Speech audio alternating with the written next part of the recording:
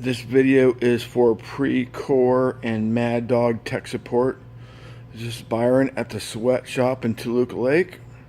And this is regarding a spinner rally. The handlebar slider knob right here. Okay, here's the issue. This bike is a couple months old, and the knob was squeaking very badly. So I disassembled it and go to see, and there's basically improper lubrication.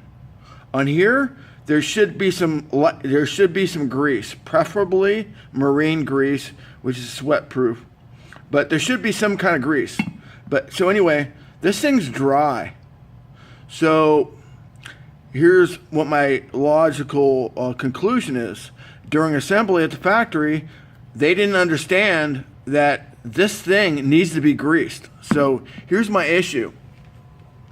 Well, we just got 30 bikes in Atlanta, and I'm gonna have the bike tech Matt over there check them, check these to make sure that to check to see if they're lubricated or not. But if they're not, this issue that we need to address before they start squeaking. So in other words, if there's improper lubrication on there, we need to correct the problem, and so that would be a warranty issue. Anyway, this video is private.